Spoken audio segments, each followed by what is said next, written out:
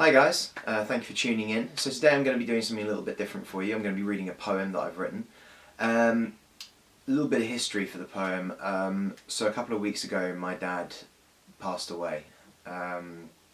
He'd been battling cancer for about a year, and although in September he was all the way up Snowdon Mountain, towards the end of the year he started getting a bit worse, until finally January he passed. A couple of weeks later we had the funeral, and I had to read a eulogy for him, and I wanted to let everyone know what an awesome guy he was, what a great father, and just tell them all about him, you know. So I wrote this poem for him that I read, and I'm going to read it for you guys so that you can know what a cool guy he was. Alright, so I'm going to get on with it. Thank you. 10 reasons why my dad is better than your dad. Number 10. He was a man of extensive, voluminous knowledge. Ask him any question and the Encarta Rolodex was turning. What's the speed of light, Dad? There with the question burning. Setting pen to paper, the cogs are turning as Jean-Luc dictates, I am learning. In my mind's eye, he was smarter even than Stephen Hawking. Giving me that, the universe is expanding. Dad knew that. But can you talk me through the guns of Navarone step by step, or the tactical manoeuvres of the Normandy beach landings? Number 9. It was tricky to define number 9's meaning, as I've mentioned knowledge but not wisdom, lifelong learning.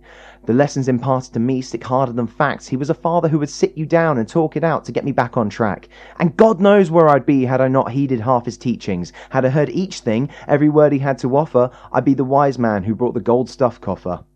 8.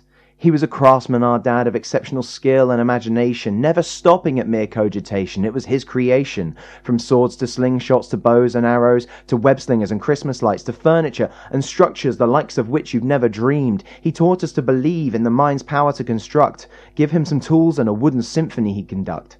7. Those who knew him truly knew his wacky side, comedy without sarcasm. It never came to taunts and jibes. A man who loved laughter and introduced me to the greats. John Cleese and Python, Tommy Cooper, Spike Milligan.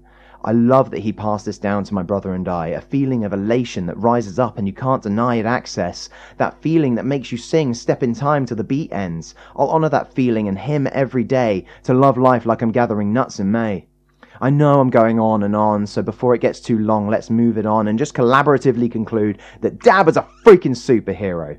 No more clearly evidenced than when he, with only a small nudge over the precipice from yours truly, wore on top of his work trousers some lovely tighty-whities. Anything to make us happy, that was him entirely. But no matter how many words or clever rhymes I throw at you, there's one that's top of the trumps, and that's that he was my dad. The man who taught me how to man, who said it's okay to cry and hold your heart in your hand, then chopped wood with me to keep the house warm, who would hold me right now and ask why I'm forlorn.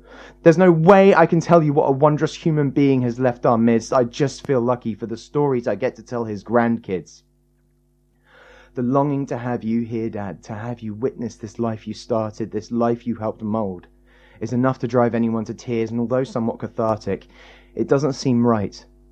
All I can hope is wherever you are, you're sharing a whiskey with Grandad, that laugh of yours blaring as Sam is daring you to take another walk in Elysium's woods. Now, I wish I could have told you all these reasons and more before you left, but the words just wouldn't inter. Emotions tend to make the words catch and leave goodbyes botched. But I'll never forget that we shared a final smile over watch.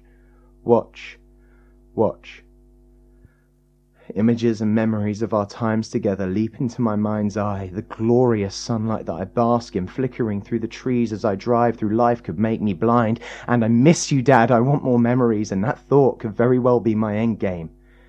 Except for those final words we shared, it's not goodbye. It's just Auf Wiedersehen.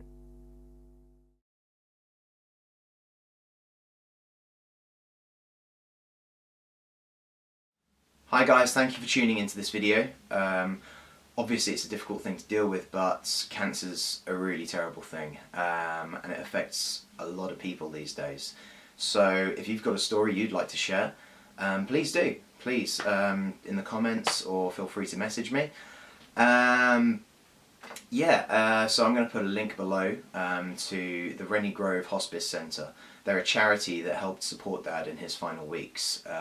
They operate completely free of the NHS, and they are a charity, so You don't have to pay for their services, but what they do is absolutely amazing. They completely take care of people and they treat them like human beings, not just patients. So they are a really wonderful thing. So if you'd like to donate to them or raise some money, that'd be fantastic. Alternatively, if you or someone you know is affected by cancer, someone may be suffering that they know or you know, please check out the alkaline diet. That's something that really helped my dad get through. I mean, the doctors gave him 6 months, and then 9 months later he was up snowden. So yeah, please check out a few of the links that I'm going to put below. Apart from that, thank you very much, and I look forward to making my next video for you.